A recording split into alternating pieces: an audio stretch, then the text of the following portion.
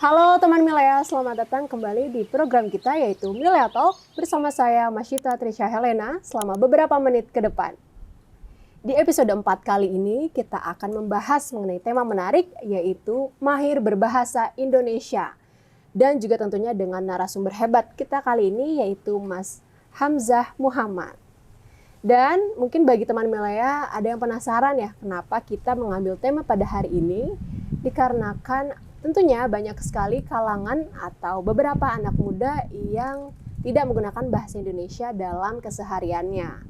Dan kemungkinan ini juga merupakan faktor atau dorongan jarangnya orang tua untuk mengajarkan bahasa Indonesia secara utuh, melainkan dicampur dengan bahasa asing seperti bahasa Inggris.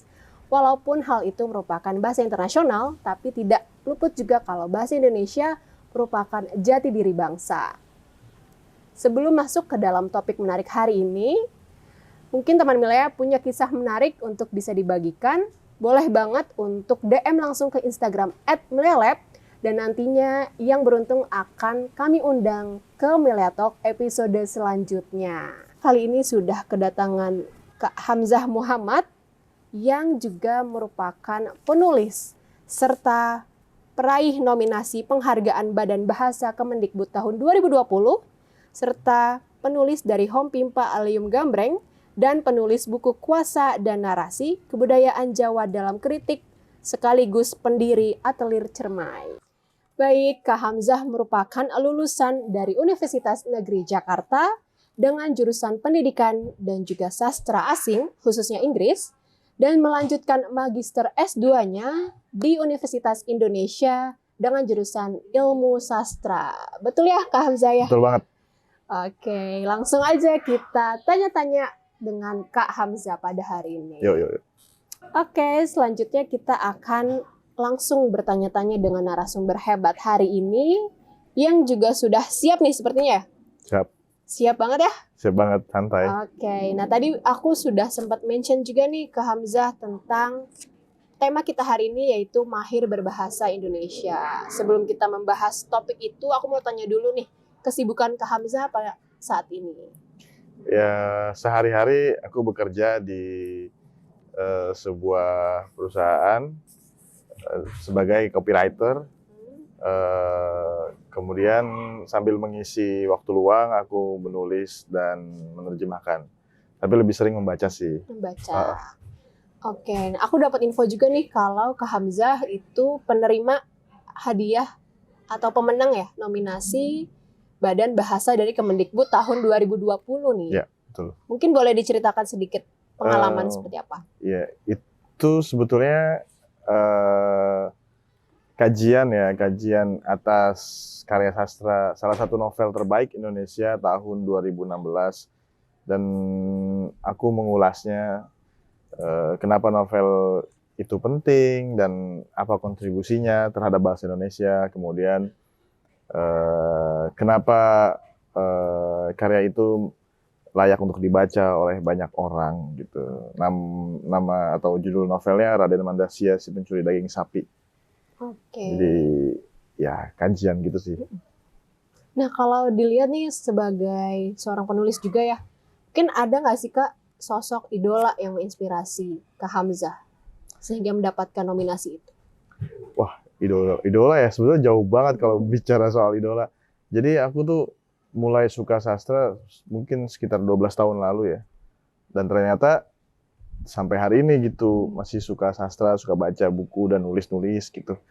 Awalnya yang aku rasain ketika pertama kali kayaknya sastra itu adalah apa yang akan aku kejar nantinya gitu. Itu momennya di 2010.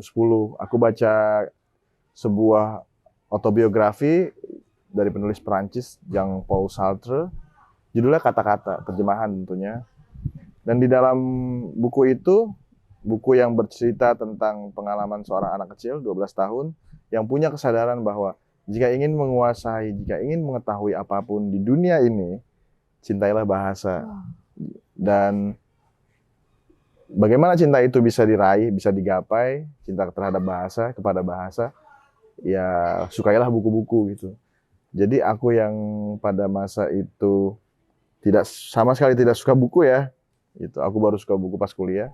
Jadi kayak terpancing gitu. Jadi pengen, kenapa sih orang jadi suka baca buku gitu. Jadilah aku merasa terpanggil dengan buku kata-kata karya Jean-Paul Sartre. Mungkin itu yang akan aku jawab ketika orang bertanya siapa penulis favorit. Meskipun karya-karya lainnya dari Sartre biasa aja gitu. Tapi Iya. buku itu mengubah hidupku sampai hari ini. Jadi benar-benar yang membuat Kak Hamzah cinta lah ya dengan sastra hingga saat ini. Oke, nah kembali lagi nih ke tema kita tadi, mahir berbahasa Indonesia. Ya. Seperti yang tadi sudah aku mention juga di awal, kalau saat ini mungkin beberapa kalangan anak muda ya, masih enggan gitu untuk menggunakan bahasa Indonesia dalam kesehariannya. Atau mungkin ada campur dengan bahasa asing seperti bahasa Inggris. Kalau dari Kak Hamzah melihat itu bagaimana? Buatku biasa saja ya, karena maksudnya itu lumrah terjadi karena sifat bahasa itu kan arbitrer ya. Mana suka, artinya setiap orang bisa punya caranya untuk menyampaikan sesuatu ke orang-orang, ke lingkungannya, ke apapun yang ia rasakan gitu, mereka rasakan. Nah, karena sifat bahasa yang arbitrer ini, bahasa itu lesap tidak hanya menjadi dalam praktik keseharian di ruang-ruang yang serius gitu. Tapi justru sifat arbiter ini menantang kebahasaan itu sendiri. Jadi kita sering lihat kan di media sosial orang bisa berceloteh apapun dan mencampur adukan bahasa Indonesia dengan bahasa Inggris, dan buatku tidak masalah. Tapi ketika kita bicara apakah yang demikian itu adalah bahasa Indonesia, nah kita perlu bertanya, kita perlu sanksi dengan itu. Nah, kalau ditanya apakah yang demikian itu bahasa Indonesia ketika mencampurkan bahasa, meskipun kita mengerti ya ada apa yang disebut dengan code switching lah. Buat saya itu tetap bahasa Indonesia, tapi belum disempurnakan. Oke. Iya. Jadi masih tetap menggunakan bahasa Indonesia, masih dalam bahasa slang mungkin ya? Ya, nah menariknya di kita itu dengan adanya bahasa slang, kita nyadar ternyata bahasa Indonesia itu adalah bahasa yang kita kenal justru di bahasa di sekolah gitu. Nah, di sekolah kita tahu atau aku merasakan tidak mencintai bahasa Indonesia di sekolah gitu. Karena ketika kita membayangkan bahasa Indonesia, yang kita ingat tuh tugas-tugas ya kan, suruh merangkum. Betul. Pertama tuh banyak banget Iya. pasti. Selain merangkum, kita harus mengerjakan ujian, dan itu susah banget. Paragrafnya harus panjang-panjang, terus kita harus Baca dengan teliti. itu kayaknya menyebalkan gitu. Jadi itu yang sangat kontras. Sementara ketika kita selesai ujian, selesai merangkum di kelas, kita bergaul dengan teman-teman, kemudian bercakap-cakap dengan bahasa Indonesia yang tidak harus baku kan. Nah, itu tetap bahasa Indonesia menurutku. Walaupun sudah tercampur dengan bahasa keseharian ya. Betul, betul. Oke, nah kalau dilihat dari kasus yang tadi gitu ya, ini apakah bisa mengubah jati diri bangsa nggak sih menurut pandangan Kak Hamzah sendiri? Mengubah agak berat sih sebetulnya. Kalau mengubah jati diri bangsa itu tidak begitu sih. Tapi kalau ditanya apakah ini membuat krisis tertentu gitu ya, tidak mengubah sepenuhnya mungkin. Tapi apakah ini membuat krisis tertentu terhadap cara kita mengenali diri kita, itu mungkin. Aku bakal mengatakan itu mungkin sekali, karena yang perlu sebetulnya kita ubah adalah bagaimana bahasa Indonesia ini tidak menakutkan. Jadi katakanlah dalam satuan pendidikan di sekolah gitu, sekolah tingkat menengah pertama, menengah atas, si pendidik itu perlu berinovasi. Bagaimana membuat semacam media pembelajaran, bahan ajar yang lebih membuat peserta didik atau siswa itu jadi menyukai bahasa Indonesia, sebagaimana mereka senang bermain media sosial. Jadi bahasa Indonesia yang seru atau yang asyik itu mestinya lesap ke dalam keseharian peserta didik, khususnya generasi-generasi yang kisaran remaja lah usianya 15 sampai 21, 25 gitu. Itu sih kayaknya ya yang perlu kita antisipasi ya ke depannya supaya tidak krisis mungkin. Nah, berarti kalau dari Kak Hamzah sendiri melihat seberapa penting tuh bahasa Indonesia? Penting banget sih, karena kita bisa mengenali mengenali pergaulan kita di di lingkungan kebangsaan kita sendiri gitu, di negara kita sendiri gitu. Kita bahasa klisenya kalau bukan orang Indonesia sendiri yang menghargai bahasa Indonesia, siapa lagi gitu kan? Itu bahasa klisenya. Betul. Tapi sebetulnya kaya kok bahasa Indonesia, kaya banget. Karena kita menyerap banyak khazanah kebahasaan dari dunia gitu. Kita mungkin bisa mengatakan kalau Indonesia sejarahnya banyak yang menjajah, tapi justru hikmahnya adalah kita banyak menyerap bahasa-bahasa dari seluruh dunia, dan itu bagus menurutku. Bagus ya, berarti tetap harus kita adakan setiap hari gitu komunikasi dengan siapapun dengan bahasa Indonesia. Oke, nah tapi banyak juga nih Kak sekarang yang menggunakan bahasa Jaksel lah ya ibaratnya bagi anak-anak muda atau teman Milea yang mungkin pernah mengatakan itu juga nih. Kalau dari Kak Hamzah melihatnya seperti apa? Perlu aku katakan kalau di sini aku tidak ingin jadi polisi bahasa ya. Yang ingin aku katakan bahwa kalau kita risih dengan orang-orang yang bercakap-cakap melalui code switching ya, pencampuran antara bahasa Inggris dengan bahasa Indonesia, itu aku merasa sebetulnya antara dua, ia malas atau keras kepala. Kalau orang yang cinta sama bahasa Indonesia, dia akan keras kepala. Sesusah apapun, dia tidak akan menyingkat chat katakan misalnya WhatsApp atau messaging, email gitu. Dia akan membuat kalimat utuh, kata-kata yang utuh, tidak mensingkat-singkat gitu. Kalau ia tidak mencintai bahasa, ia akan terburu-buru dan mencampur adukan itu gitu. Ini persoalan bagaimana kita mengenali diri kita juga sebetulnya bahasa kan. Jadi bayanganku kalau aku kalau aku ditanya dan diminta jawaban bagaimana merespon semua itu, aku tidak akan mengambil sikap kayak polisi bahasa, tapi aku juga peduli bahwa bahasa Indonesia itu penting gitu. Nah, yang perlu aku tekankan adalah bahasa Indonesia itu mesti populer. Jadi dia mesti memberi ruang tengah antara bahasa yang sangat sopan santun, bahasa yang resmi, bahasa Indonesia yang resmi, dengan bahasa keseharian. Nah, sementara yang keseharian itu seringkali di luar norma, misalnya kasar lah, tidak sopan, tidak etis gitu. Apakah itu bahasa Indonesia juga gitu? Iya.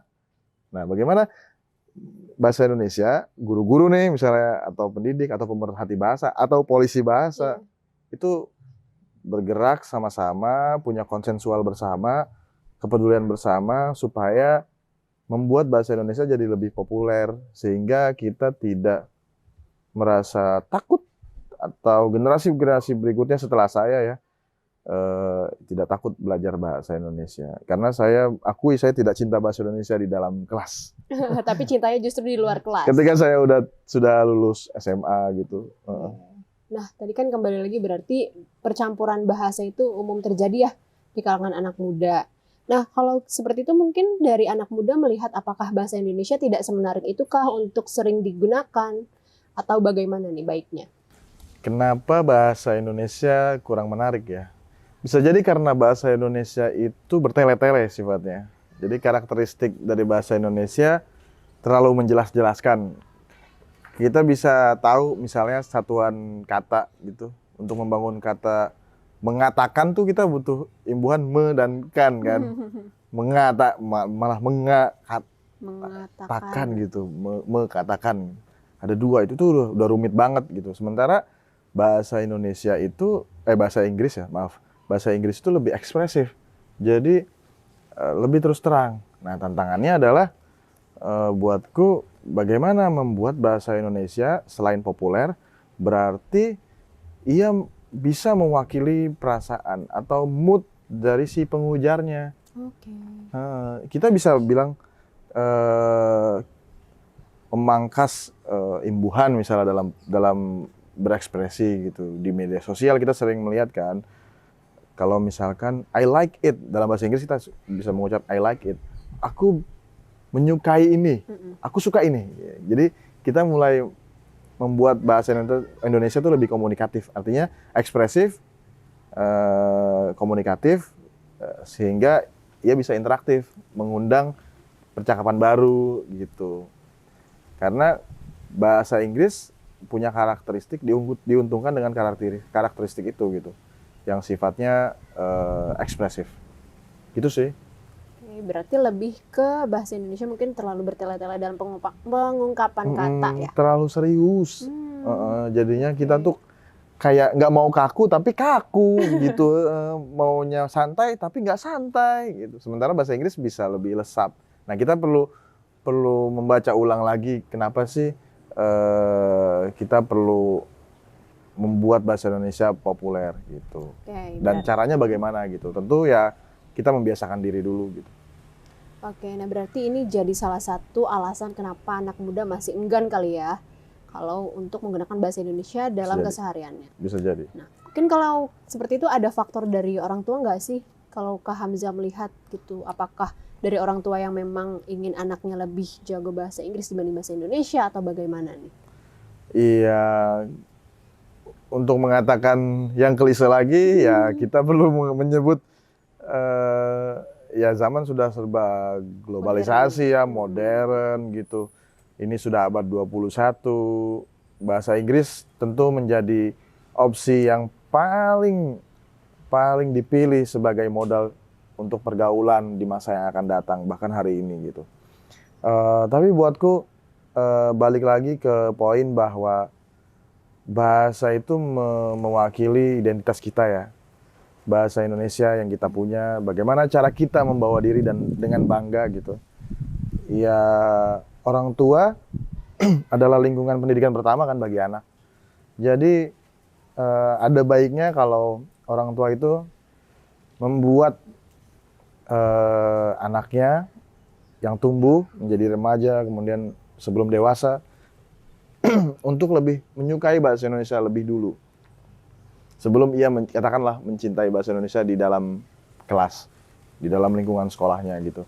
Karena sekali kita sadar bahwa bahasa Indonesia kita bisa pelajari gitu, dengan sabar, kita akan tahu bagaimana mencintai bahasa Indonesia secara setia, meskipun ada godaan besar dari bahasa Inggris gitu. Ya kalau bisa dua-duanya kan kenapa tidak, tapi kan tidak semua orang bisa melakukan itu, tidak semua keluarga bisa melakukan itu ya. Jadi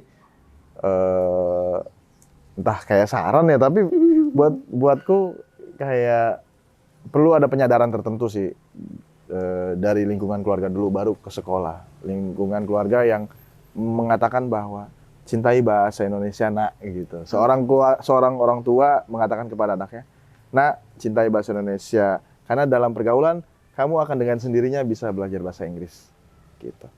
Berarti dalam keluarga peran orang tua untuk mengajak anaknya berbahasa Indonesia sangat penting. Penting banget sih. Penting banget. Terlebih ya tadi mungkin didukung karena bahasa Indonesia karakteristiknya sangat sopan santun ya. Jadi perlu banget sebetulnya orang tua cocok ini bahasa Indonesia untuk untuk komunikasi relasi antara anak dan orang tuanya. Nah, untuk skala pentingnya tuh berapa tuh, Kak? Pentingnya ya, kalau 1 dari 10 gitu ya? Iya, lihatnya berapa? 8 sih, 8. Sisanya anaknya itu colong-colongan, belajar ngomong bahasa Inggris di rumah, nggak apa-apa deh. I just don't like it gitu, ketika ditawarin gado-gado, I just don't like it gitu, nggak apa-apa lah. Oke, berarti tadi sudah dibantu dari rumah juga, dari lingkungan keluarga. Nah, kalau sejak umur berapa nih sekiranya anak-anak generasi muda bisa diajak untuk lebih mencintai bahasa Indonesia sendiri dari kalangan orang tua? Mungkin untuk kisaran 1-10 tahun ya.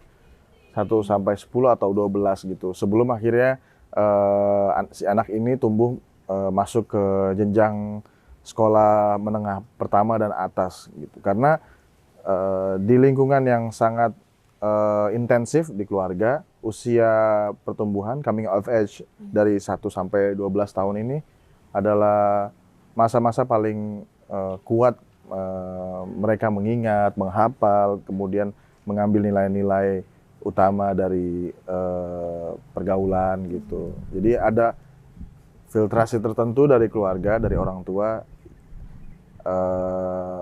dan di momen usia 1-12 tahun, momen penanaman nilai-nilai yang paling kuat kan, gitu, bagi seorang anak gitu. kayak di antara umur segitu ya? Iya, kayaknya sih. Meskipun aku belum punya anak ya. Iya.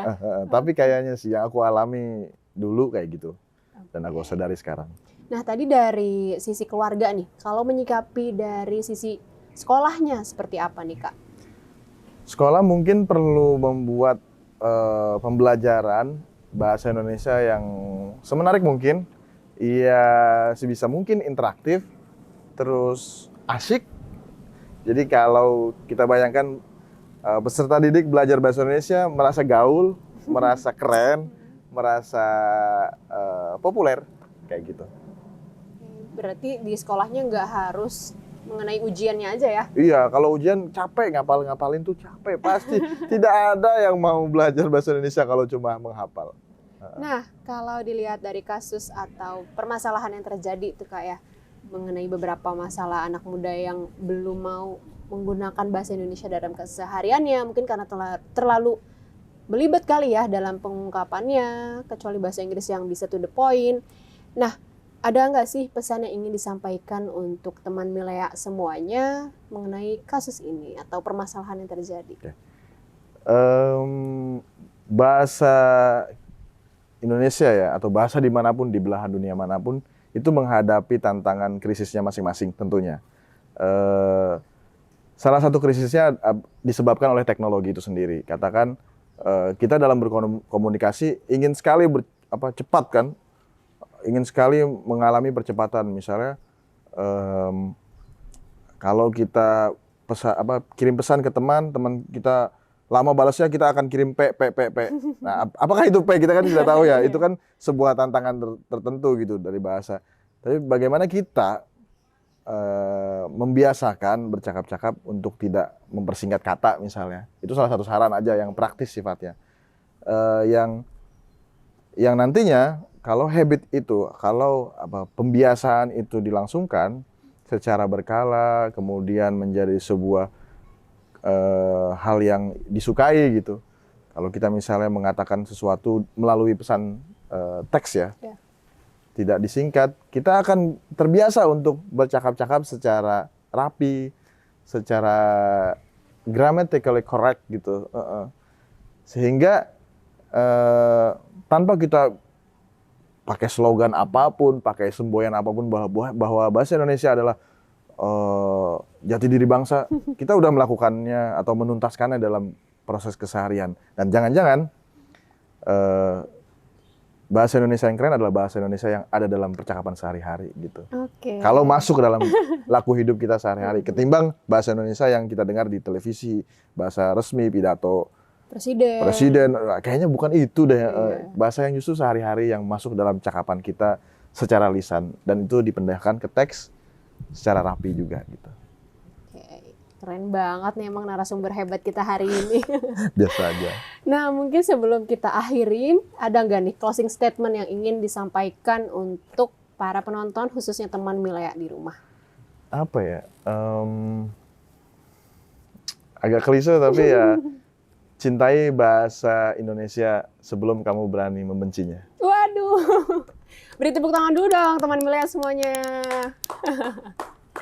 Oke, rasanya masih pengen berbincang terus nih Kak Hamzah, tapi sayang banget karena keterbatasan waktu harus kita akhirin terlebih dahulu ya Kak Hamzah. Semoga nanti di episode selanjutnya kita bisa mendatangkan Kak Hamzah kembali dengan topik yang lebih menarik.